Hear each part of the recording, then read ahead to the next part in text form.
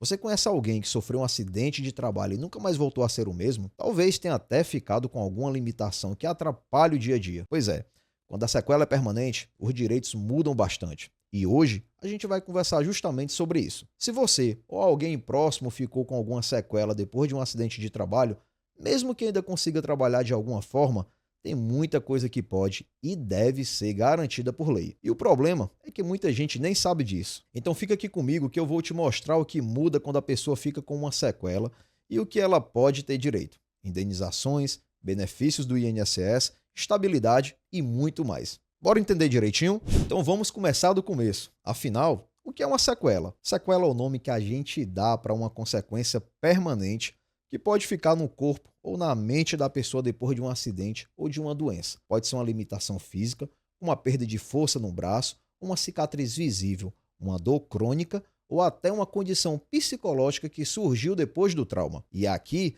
tem um ponto importante. A sequela não precisa deixar a pessoa completamente incapaz para gerar direitos. Mesmo quando ela continua trabalhando, mas com alguma dificuldade, já pode haver direito à indenização, benefício do INSS e estabilidade no emprego. Para facilitar, imagine o caso do João. Ele trabalhava numa fábrica e um dia a mão dele ficou presa numa máquina. Depois de cirurgias e fisioterapia, ele até voltou a trabalhar, mas perdeu parte do movimento da mão. Não consegue mais carregar peso como antes, nem operar algumas máquinas. Isso é uma sequela. E essa limitação, mesmo que parcial, já muda bastante coisa. A gente vai ver agora como essa mudança na capacidade de trabalho impacta nos direitos dele. Bora seguir? Agora que você já entendeu o que é uma sequela e como ela pode afetar a vida da pessoa, vamos falar dos direitos trabalhistas, que são aqueles garantidos pela CLT. A primeira coisa que muita gente não sabe é que, em caso de acidente de trabalho que deixa uma sequela, o trabalhador pode ter direito à estabilidade no emprego por até 12 meses depois que volta do afastamento. Isso mesmo. Durante esse período, ele não pode ser mandado embora sem justa causa. Mas tem mais. Se a empresa começa a dificultar a vida do trabalhador depois do acidente, como negar adaptações simples, forçar tarefas incompatíveis com a limitação ou até mesmo criar um ambiente de pressão, isso pode ser motivo para rescisão indireta, que é como se fosse o trabalhador pedindo demissão, mas com todos os direitos, como se tivesse sido demitido. Se o acidente aconteceu por culpa da empresa, essa rescisão indireta também é cabível. Além disso, dependendo do caso, é possível pedir uma indenização já na Justiça do Trabalho. E aqui a gente precisa entender que existem vários tipos de dano que podem ser reconhecidos. Tem o dano moral, que é pela dor, sofrimento e abalo psicológico. Tem o dano estético, quando a sequela afeta a aparência da pessoa, como uma cicatriz ou deformidade. Tem o dano existencial, que é quando a pessoa perde a capacidade de fazer coisas que antes fazia com prazer, como praticar esportes, cuidar dos filhos, sair com os amigos. Também pode haver o dano emergente, que são os gastos que a pessoa teve por causa da lesão.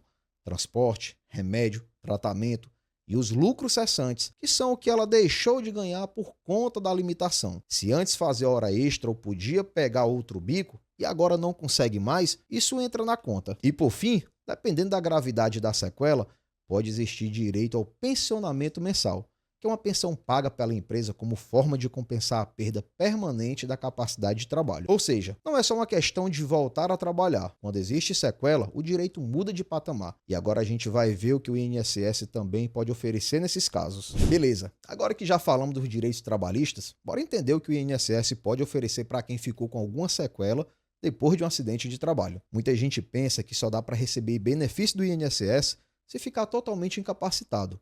Mas não é bem assim. Existem situações em que o trabalhador continua trabalhando, mas ainda assim tem direito a um benefício. O primeiro é o auxílio-doença. Esse é para quando a pessoa precisa se afastar por mais de 15 dias por causa do acidente ou da sequela. Durante esse tempo, quem paga é o INSS e não mais a empresa. Agora, se depois da alta médica a pessoa volta ao trabalho, mas fica com a limitação permanente, mesmo que pequena, ela pode ter direito ao auxílio acidente. Esse benefício é pouco falado, mas faz toda a diferença. Ele é pago todo mês como uma forma de compensar a redução da capacidade de trabalho. E o melhor, ele pode ser acumulado com o salário, ou seja, a pessoa continua trabalhando e ainda recebe esse valor extra. Se a sequela for tão grave que a pessoa não consegue mais trabalhar de jeito nenhum, aí sim entra a aposentadoria por invalidez.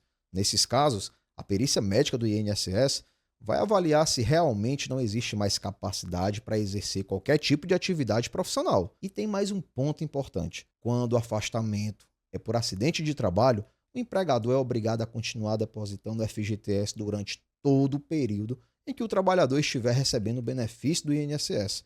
É um direito garantido por lei que muita empresa esquece ou finge que esquece. Esses benefícios são muito importantes, mas também exigem atenção com documentos, laudos médicos e perícias. E tem mais: em alguns casos dá para receber tanto benefícios do INSS quanto buscar indenizações na Justiça do Trabalho. Uma coisa não exclui a outra. Agora bora falar sobre como garantir tudo isso na prática. Para garantir todos esses direitos, o primeiro passo é sempre ter documentos e provas. Isso vale tanto para o processo no INSS quanto para a ação na Justiça do Trabalho. No caso do INSS, é fundamental apresentar atestados, exames, relatórios médicos e tudo que comprove a existência da sequela e como ela afeta a sua capacidade de trabalhar. O mais claro estiver o impacto na vida profissional, maior a chance de conseguir o benefício certo. Já na Justiça do Trabalho, além dos laudos médicos, é importante reunir provas do acidente, da relação com a empresa, da função exercida e, se for o caso, de como a empresa tratou o trabalhador depois do acidente. Pode ser depoimento de colegas,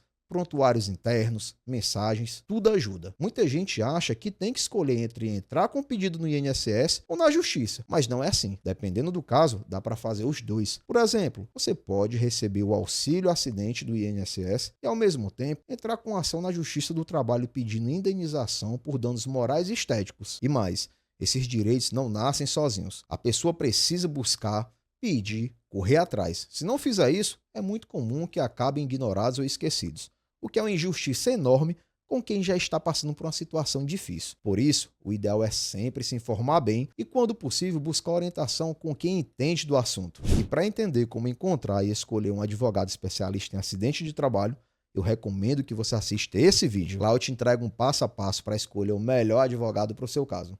Te vejo lá.